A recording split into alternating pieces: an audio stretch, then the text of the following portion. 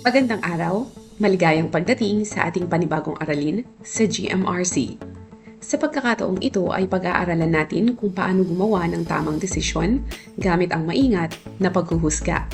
Sa araw-araw, marami tayong kailangang pagpilian. Ngunit paano nga ba natin malalaman kung alin ang tama? Halina't ating tuklasin.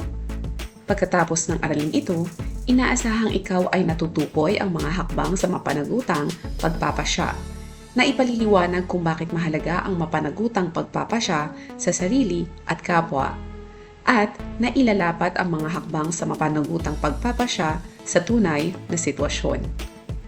Noong nakaraang linggo ay natutuhan natin na ang maingat na paghuhusga ay ang pag-iisip ng mabuti bago gumawa ng pasya. Hindi tayo basta sumusunod sa emosyon o sa ginagawa ng iba. Ang dalawang paanyaya. Sabado ng umaga, inimbitahan si Marco ng kanyang mga kaibigan na maglaro ng online games buong araw. Ngunit ipinangako rin niya sa kanyang nanay na tutulungan niya itong maglinis ng bahay. Ano kaya ang dapat gawin ni Marco? Kung ikaw si Marco, ano ang pipiliin mo? Bakit? May tama bang sagot? May mali bang sagot? Iyan ang ating aalamin. Ano ang mapanagutang pagpapasya? Ito ay proseso ng maingat na pag-iisip, pagtitimbang ng iba't ibang opsyon, pagpili ng pinakamabuting desisyon, at pagtanggap sa magiging bunga ng sariling pasya. Hindi lahat ng gusto natin ay agad nating ginagawa. Ang isang responsableng tao ay marunong munang mag-isip bago pumili. Tinatanong niya ang sarili, tama ba ito? Makabubuti ba ito? May masasaktan ba? Sumakatuwid, ang mapanagutang pagpapasya ay ang pagpili ng tamang desisyon pagkatapos pag-isipang mabuti ang magiging epekto nito sa sarili at sa kapwa. Bakit mahalaga ang mapanagutang pagpapasya? Ang mapanagutang pagpapasya ay tumutulong sa atin na pumili ng tama at makatarungan. Isaalang-alang ang kapakanan ng sarili at ng iba. Mag-isip muna bago kumilos. Maging responsable sa ating mga desisyon at gumawa ng mga pasyang makabubuti sa ating sarili at sa nakararami. Ang bawat desisyong ginagawa natin ngayon ay may epekto sa ating kinabukasan. Maliit man o malaking desisyon, mahalagang pag-isipan ito ng mabuti. Ang isang mabuting desisyon ay hindi lamang nakabubuti sa sarili, kundi nakatutulong din sa pamilya, paaralan at komunidad. Isipin natin ang sitwasyong ito. Halimbawa, may nakita kang pitakang nalaglan sa loob ng paaralan. Maaari mo itong itago dahil walang nakakita.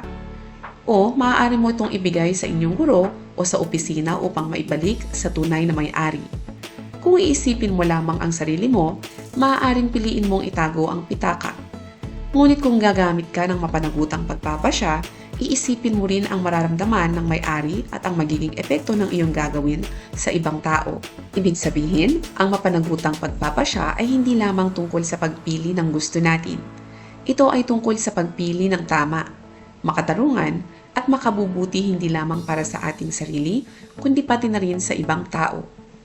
Kapag lagi nating isinaalang-alang ang magiging epekto ng ating mga desisyon, unti-unti nating nahuhubog ang ating kakayahang pumili ng mabuti. Nagiging mas responsable tayo, mas maingat at mas mapagmalasakit sa kapwa. Dahil dito, hindi lamang tayo nagiging mas mabuting tao, kundi nakatutulong din tayo sa paglikha ng isang ligtas, mapayapa at masayang tahanan, paaralan at komunidad. Mayroon ding mga hakbang sa paggawa ng mapanagutang pagpapasya. Isa-isahin natin ang bawat hakbang. Una, tukuyin ang sitwasyon. Tanungin ang sarili, ano ang problema? Ano ang kailangang pagdesisyonan? Hindi ka makakagawa ng tamang desisyon kung hindi mo muna alam ang tunay na problema. Ikalawang hakbang, alamin ang mga opsyon. Halimbawa sa sitwasyon ni Marco, ang mga opsyon ay maglaro, mag-aral muna, at tumulong muna sa bahay. Laging may higit sa isang pagpipilian. mas maraming opsyon, mas mabuting mapag-iisipan ang bawat isa. Ikatlong hakbang, timbangin ang bawat opsyon. Ito ang pinakamahalagang bahagi ng pagpapasya.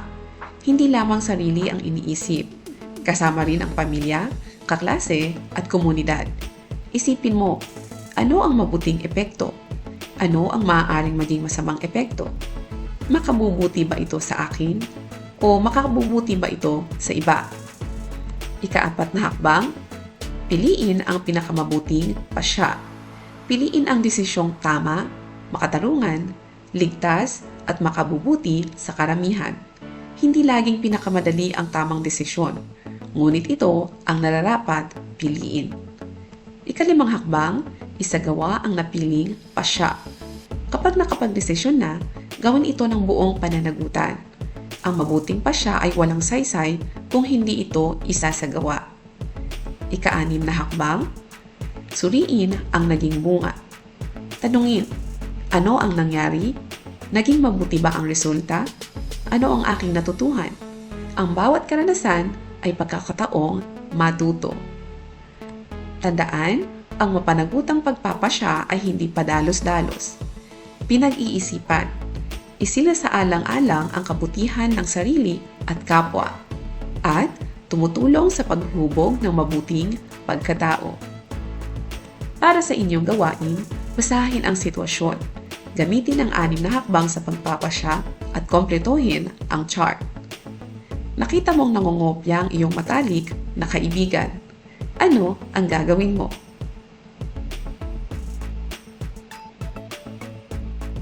Pagnilayan naman natin ang mga sumusunod na katanungan. Isulat ang iyong mga sagot sa iyong kwaderno. Unang tanong, isipin ang isang pagkakataon na kailangan mong pumili sa pagitan ng gusto mo at ng mas makabubuti para sa iyong sarili o sa ibang tao. Ano ang naging desisyon mo? Ikalawa, sa bahay, paaralan, o komunidad. Ano ang isang desisyong maaari mong gawin simula ngayon upang makatulong sa iyong pamilya, mga kaklase, o kapitbahay? Paano makatutulong ang desisyong ito sa ikabubuti ng nakararami? At para naman sa ating hamon ngayong linggo, sa loob ng 5 araw, isulat ang isang mahalagang desisyong ginawa mo. Isulat ang sitwasyon, mga opsyon, napiling desisyon, bakit iyon ang iyong pinili, at ano ang naging bunga nito. Diyan nagtatapos ang ating aralin. Maraming salamat sa inyong pakikinig.